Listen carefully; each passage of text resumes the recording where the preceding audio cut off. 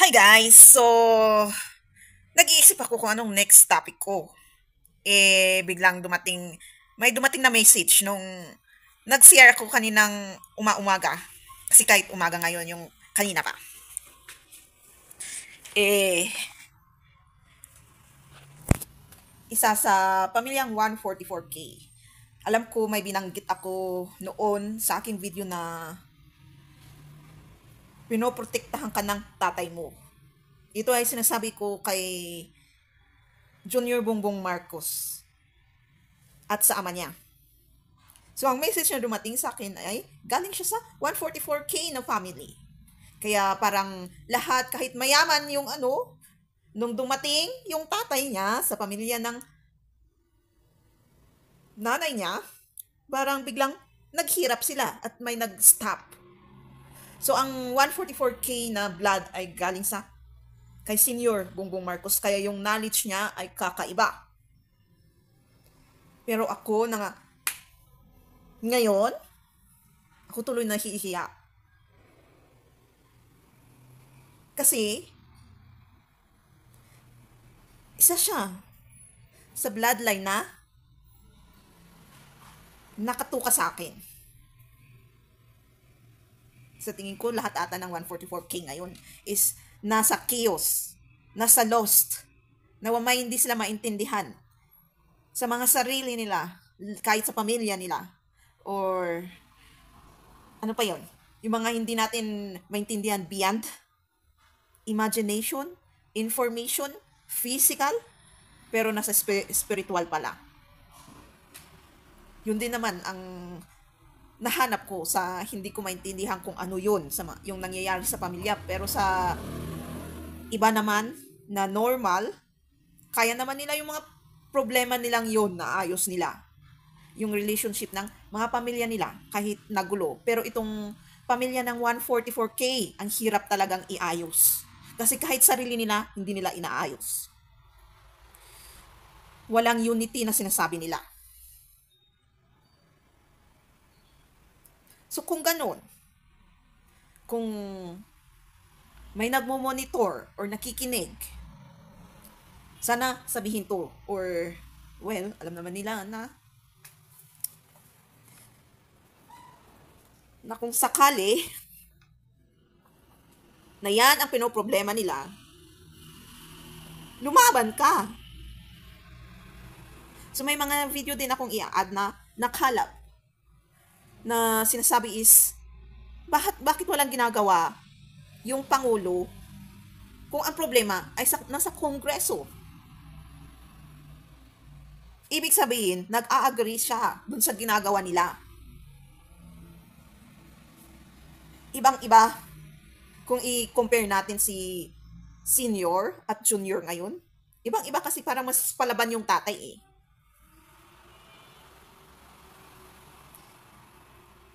Kaya,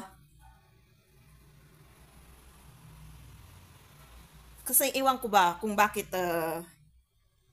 alam kong ang daming niyang pagkakamali or kasalanang nagawa.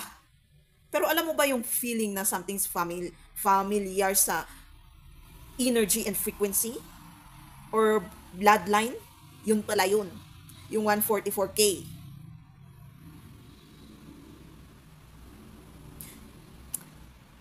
Sa past president natin, ewan ko ba, naririnig ko lang siyang magsalita is kumukulo na yung well, patawarin nawa ako. Pero okay na ngayon. Kasi naintindihan ko naman kung saan din nanggagaling. Well, for sure, may pains and traumas din siya. Pero may part din kasi na ang nakakakulo.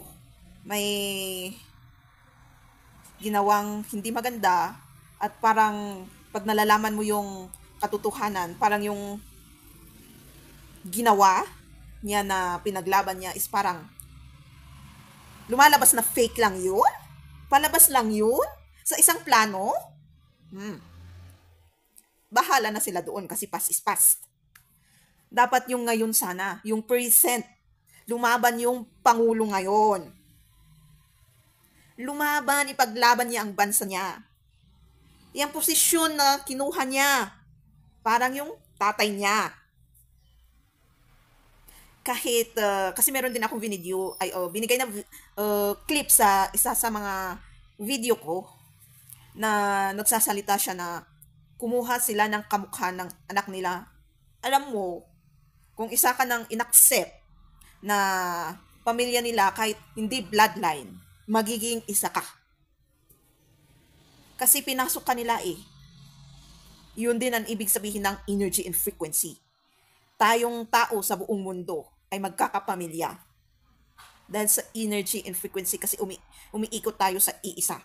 At may mga sitwasyon, emotions, messages na magkakatulad tayo. Kaya nga, pag sa Diyos, tayo ay magkakapatid, brothers and sisters. Kahit magkakaibang bloodline. Ayan. So, panoorin natin yung dalawang clip na yan. I-quote niyo po ako dito. Ako ay naniniwala na garapal ang katiwalian sa pamahalaan sa ilalim ni Pangulong Bongbong Marcos ngayon. Sasabihin ko po sa inyo yan. Garapal. Kaya, kung meron man pong dapat na umaksyon dito, dapat si Pangulong Bongbong Marcos. Si Pangulong Bongbong Marcos should act immediately. Ngayon na. Dapat magsalita si Pangulong Bongbong Marcos tungkol sa mga porsyento ng mga congressman pati ng mga senador sa mga government projects. Pagka hindi nagsalita si Pangulong Bongbong Marcos Jr. dito, gusto ko sabihin, kinukonsinti niya ang katiwalian sa pamahalaan. Pero ngayon po, garapal po ang katiwalian sa pamahalaan. Garapal ang katiwalian sa pamahalaan. And if the President does not lift a finger, ibig sabihin, kinukonsinti niya ang katiwalian sa pamahalaan. Yan po yung sinasabi natin. I-quote niyo po ako dito. Ako ay naniniwala na garapal ang katiwalian sa pamahalaan sa ilalim ni Pangulong Bongbong Marcos ngayon. Tangina mga boss, gulo-gulo na to, balagbagan na, rambulan na doon sa Kongreso. Tangina kasi mga congressman to, kayo na nga yung nangungunang gumawa ng gulo at drama dyan sa Kongreso kasi nga gusto nyo yan eh. Tapos ngayon nagkakandalabo-labo na, pabiktim kayo ngayon. Kayo ngayon yung mababait, malilinis. Kayo yung mga honorable dyan sa Kongreso. O sige, isa-isahin natin mga boss. Gets naman namin eh, na lahat ng public officials ay dapat transparent at accountable. Yung budget na napupunta sa kanilang mga opisina ay dapat mai-report sa taong bayan kung paano ito ginastos at saan ito napunta. Pero sa dinami-rami ng ahensya ng gobyerno na merong confidential fund, eh bakit OVP lang, Office of the Vice President lang, yung pinupukpok nyo? Kung talagang seryoso kayo na sugpuin ang korupsyon, na putang ina, umpisahan nyo mula Office of the President hanggang sa mga ahensya ng gobyerno, hanggang sa mga local government units na meron ding confidential funds. Tapos kayo rin mga congressman kayo, ang kakapal na mukha nyo. Kayo nga mismo hindi nagli-liquidate ng pondo ng mga opisina nyo eh. Liquidation by certification nga yung tawag, di ba? Di nga kayo nagpo-provide ng resibo kung saan nyo ginastos yung pondo na nilagak sa mga opisina nyo. Tas ngayon, galit na galit kayo, ang lalakas nyo mamulis, mga ulol pala kayo eh. Pangalawa mga boss, wala namang malinaw na legislative purpose yung mga hearing na ginagawa ng Kongreso.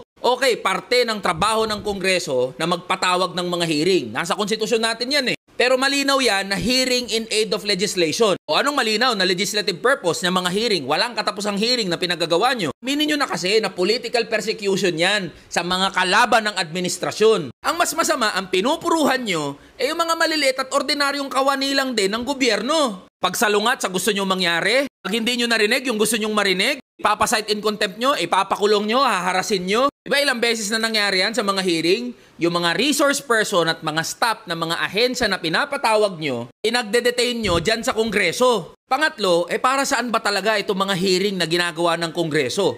Ano ang goal at objective at ganun na lang ka-invested itong mga congressman na maglunsad ng walang katapusang mga hearing? Alam naman namin, nagibaan to ng mga kampo nyo bilang paghahanda para sa 2025 at 2028 elections. Kaya nga nagmamadali na kayo para mapa-impeach si Sara Duterte. Bakit? Pag napa-impeach si Sara Duterte, mai-impeach na rin ang korupsyon, matitigil na ang korupsyon, lahat ng nawawalang pera, mababalik na, lahat ng confidential funds, maliliquidate na, magiging maayos at maganda na serbisyo ng gobyerno, gaganda na ekonomiya ng Pilipinas, magiging okay na buhay ng mga manggagawa. Pare-pares naggago itong mga congressman na to eh. Kaya mga boss, yung drama ng Kongreso tsaka Senado, wala tayong mapapala dyan. Dehado pa nga tayo eh. Kasi sa halip na pag-usapan, yung iba pang mga mahalagang issue, gaya ng sahod, provincial rate, walang ibang inatupag itong mga congressman natin, kundi magbalagbagan at magrambulan sa Kongreso. Sana lumaban yung Pangulo talaga natin.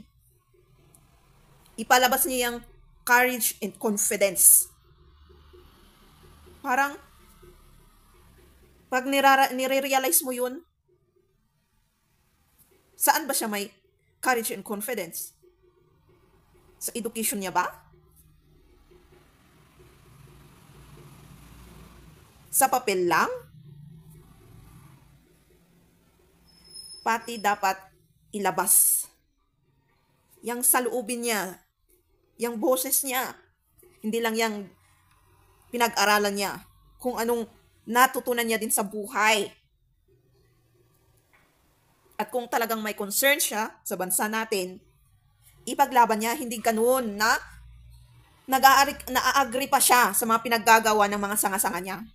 Kasi hindi lang sa Kongreso yun nangyayari yung corruption eh. Hanggang barangay pa.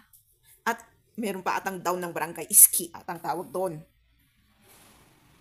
Ng kasulok-sulukan ng Pilipinas.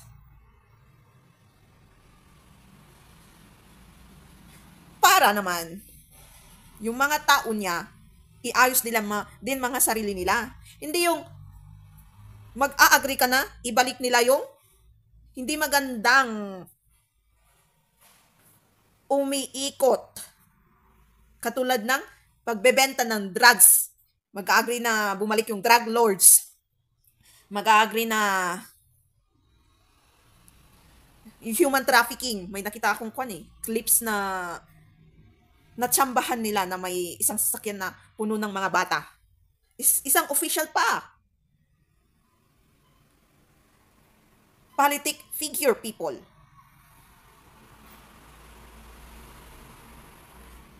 Hindi maayos yung economy agad. Galing tayo sa pandemic. Yun bang hindi naiintindihan? Galing tayo sa pandemic at nag-a-adjust. Gustong-gusto agad? Maayos? Pinoproblema yung economic. Andyan naman yung mga nagbabayad ng tax. Bakit problema? Yung image mo sa ibang bansa ang parang yun ang problema ng mga leaders. Yung image sa ibang bansa. Dapat yung image mo dapat ang mauna sa iyong bansa mismo. Ano meron doon? Kung okay yung economy mo sa ibang bansa, yun ba yun yung trade? Yan kasi mga invention ng yung katulad ng forex, yung mga invention nila na pinasok nila, mga gobyerno buong mundo. Ayan ang isang sakit sa ulo nyo. Pasok-pasok kayo dyan. Hindi nyo naman pala alam gawan ng paraan. Sarili mong tao sa bansa. Dahil lang para gumanda yung economy na yan. Pinasok mo yung hindi maganda para masira yung mga tao mo. Saka ko na lang gagawa ng paraan. Hindi nga alam ng tao kung paano gawin ng paraan yung pinasok. Sige nga, after naming, kung kunwari naging addict kaming lahat. Paano yung gagawin ng paraan? Nagkagulo-gulo. Kami mismo, nag-aaway-away. Paano gagawin ng paraan yan? Kami mismo mag-give up na dahil sa laki ng tax, dahil sa ganito, ganyan. Wala na kaming pakialam, tinamad na kami. Maghanap buhay. Pupunta na lang kami dyan sa bundok para magtanim ng kakainin namin kahit walang pera. At least nagtanim ka. May aanihin ka. Kakainin. Tapos, yun na. Kontento ng ganun na lang ang buhay. Ganun kaya ang gagawin ng tao. Naiwan na lang natin yung pinoproblema ng gobyerno. Kasi hindi sila tumutulong eh. Kaya lalong nasusuppress yung mga tao eh. Lalong lumulugmok sa utang din. Kasi no choice sila para mabuhay umutang. Or di kaya minsan nga walang pag-utangan eh. Kaya yan, ang daming nagkakaroon ng problema. Yung hindi nila nakaya yung mental state nila, yung problema nila, drugs, or di kaya patayan, di ba? Or di kaya magpapati, wakal. Yun ata ang gustong mangyari ng leaders natin sa atin. Sige nga, kung kayo ang maiiwan dito sa bansang to, anong gagawin nyo? Ano mangyayari? Sino din mag-ano sa goods nyo? Magpapaikot ng economy nyo? Pwede mangyari yun. Yung mga tao is wala nang pakialam. Na magbayad ng tax, ilaban nilang sarili nila. Kasi laws din yun.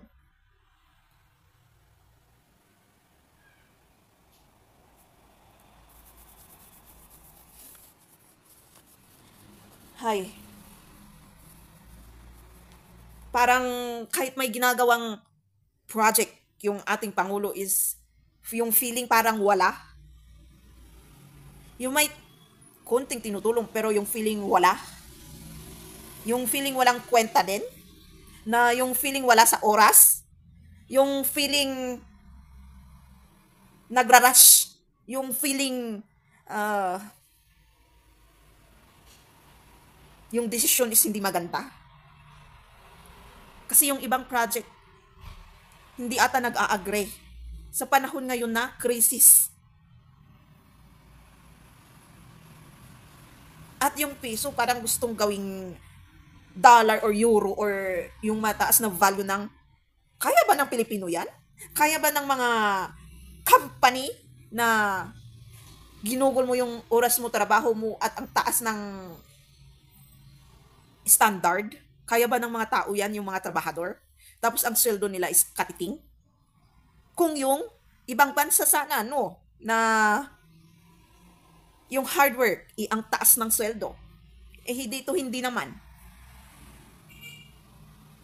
Yung patas sana sa may diploma na sinasabi nila. Iyon lang naman pinaglalaban ng bansang to. Kahit may diploma ka, may diploma ka, is minsan bumabalik ka din sa trabaho para may masabi lang na educated ka. Minsan, kailangan din natin educate ang sarili natin sa katotohanan at buhay, hindi lang sa libro.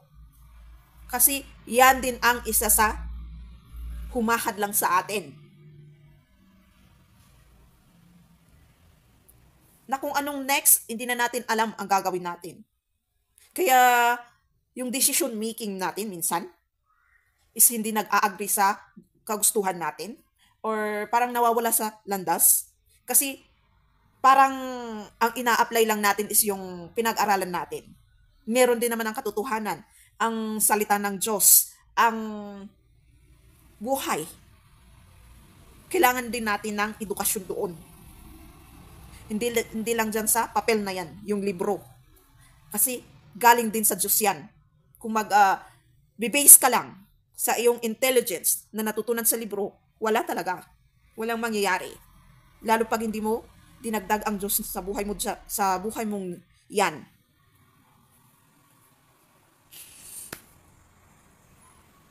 Sa tingin ko, sakto lang yung sinabi ko at tama na.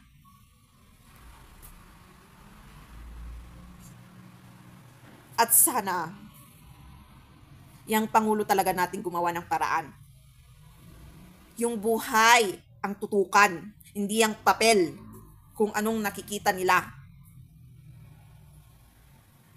Kung meron ka ng papel, yung print, pero hindi mo binase sa buhay, walang mangyayari.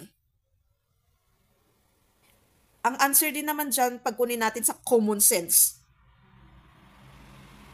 wala talagang mangyayari. Kasi common sense. Kung nag-plot ka ng yung mga leaders noon, di ba? Mga history natin. May plot nga silang ginawa na plano. Pero kailangan nilang i-base pa rin sa buhay. Kung anong mangyayari dito, kung anong mangyayari sa panahon na to, kung anong mangyayari bukas, kung anong mangyayari ngayon. Yan ang nakakalimutan natin.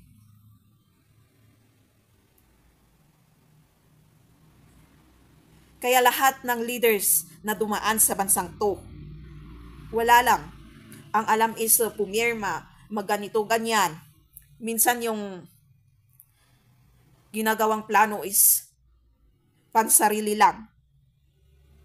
Kasi hindi niya kinuha yung pangkalahatan. Buhay. Binay sa buhay.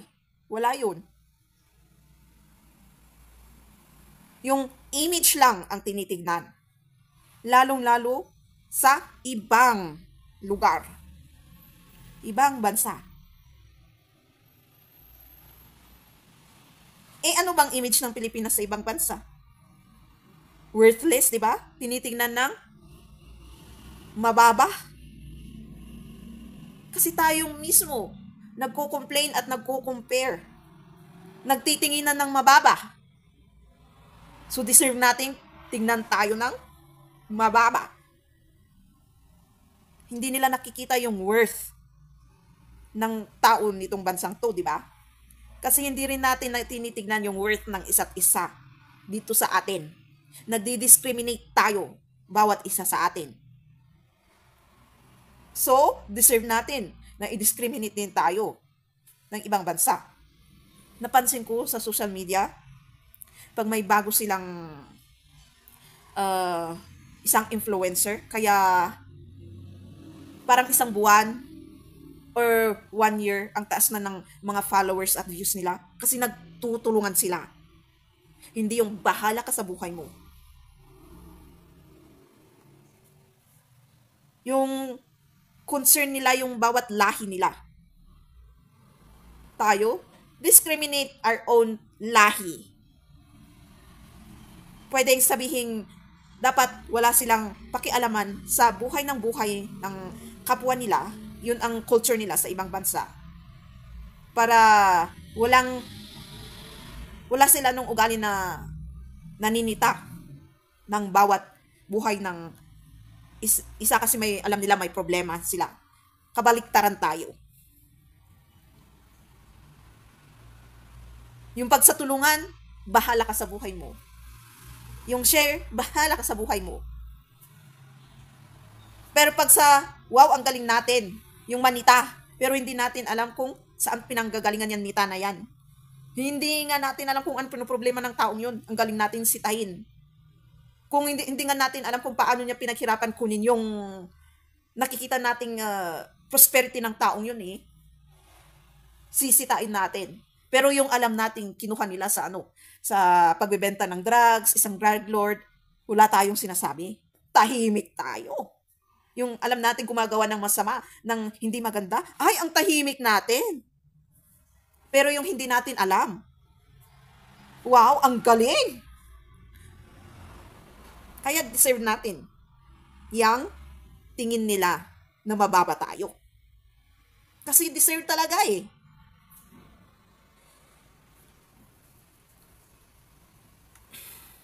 Yung ang galing nating mag-chismis ng ibang tao, pero hindi natin tinigtignan yung buhay natin.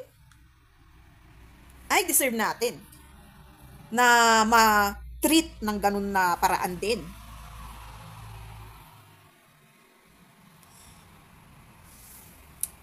Yan ang isa sa pinaka pasasalamat ko din sa healing. Na kahit naninita din ako, kasi alam ko negative yun, hindi ako naapektuhan. Parang salita lang. Kasi nakikita ko at na-observe ko. At tama naman.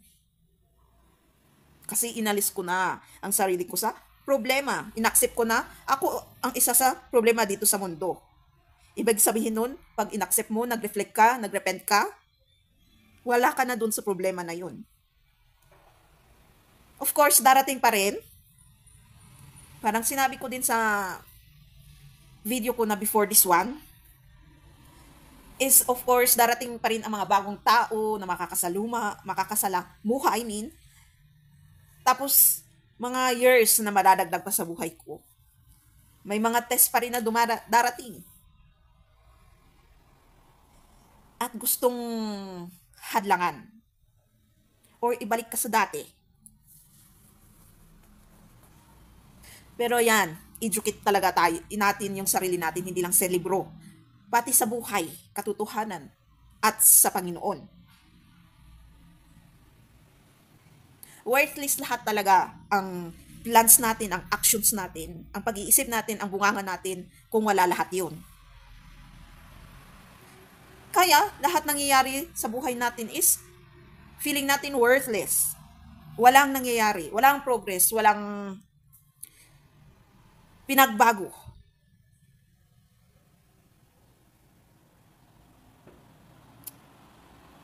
At always pray. Hindi lang sarili mo, kundi ang pamilya mo at ibang tao, yung gobyerno din natin. At ibang lahi din, na sana, pag makipagsalamuha tayo sa kanila, hindi tayo makatumpong nung, alam niyo naman, yung ibang bansa pag kakaiba sila pag magalit din. At makaano ka ng barumbado nila, mas barumbado sa barumbado natin. At pag makahanap kayo ng partner na sa ibang bansa, na makahanap kayo ng isang kahit hindi perfect, but sakto, at mabait. Na hindi kayo makahanap nung yung partner na dinidisregard na nga kayo, tinignan pa kayo ng mababa, binubugbog pa kayo, ganito, ganyan. Kasi, di ba pag nanonood tayo ng Tulfo is ganun ang problema nila. Hindi lang naman sa sarili nating lahi. Nakita ko bigla na isang oracle, hula. Hindi malayong mangyari to. So, ngayon na, gumawa ka ng paraan bilang isang presidente, lumaban ka or sarili mong pamilyang papatay sa'yo. Kasi lumaban ako, sarili kong pamilya ang papatay sa akin. Ito ang example ng buhay ng tao na may gustong humadlang. Pwedeng gamitin ang pamilya mo mismo. Hindi sa loob ng bahay, kundi kasi yung mga cousins na yan, yung mga sanga-sanga ng pamilya ng tatay mo, nanay mo, lola mo, tatay mo, is pamilya mo pa rin, di ba? Ako mismo ang gumawa ng paraan. Ayan, hindi sila makalapit. Kasi alam nila ang totoo. At alam kong nandyan ang Diyos para protektahan ako sa mga balak na lang hindi maganda. Kahit anong gawin nilang black magic man dyan or kulam, hindi nangyayari. Kasi alam ko na hahadlangan na. Kahit yung iniisip man nila or sinasabi nila at gagawin pa lang. Na kahit gumamit sila ng ibang tao or bala, hindi mangyayari kasi babalik agad sa kanila. Bilang isang nandun sa 144K na personal. Ito na, ginagawa ko ang part ko. Kasi alam ko, sinabi ko din sa clip sa una, na kung hindi mo ginawa ang purpose mo, babalik sa'yo.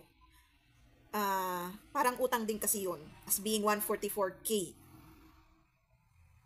Babalik sa'yo at ikaw ang mapapahamak. So gumagawa ko ng paraan para hindi sa akin bumalik, kundi yung gumawa. Ginagawa ko na yung purpose ko at task ko, ikaw din gawin mo. Bilang andun sa 144K na bloodline.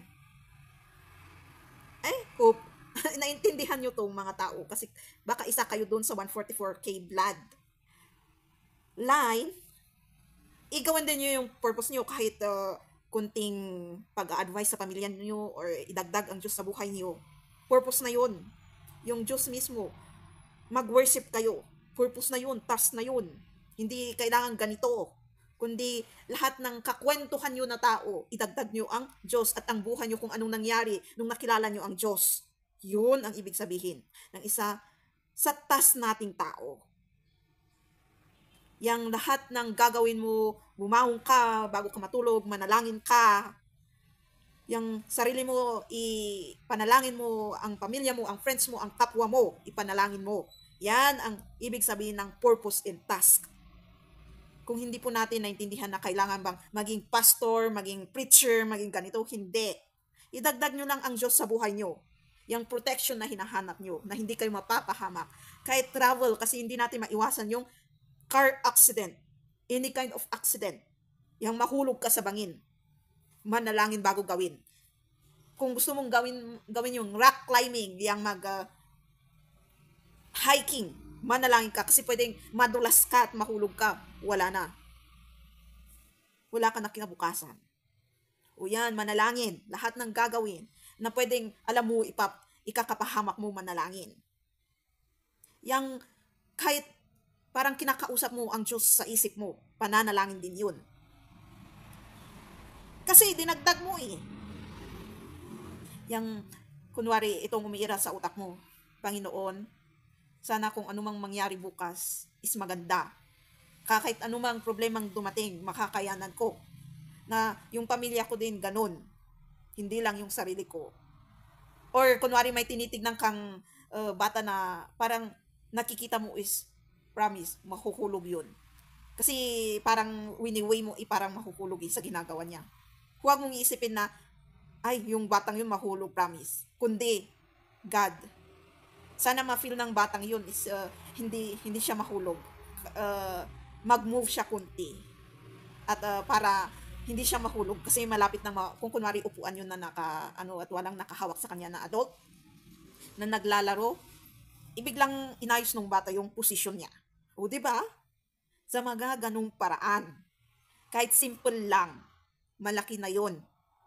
Kasi humingi ka ng tulong sa Diyos. Dinagdag mo na rin doon. Nakakalimutan natin na akala natin, kaya nating gawan ng paraan lahat ng tayo lang. Wala talagang mangyayari sa tao kung hindi nila dinagdag ang Diyos. Yun yung i-a-advise ko sa inyo. So ito yung video na panoorin natin.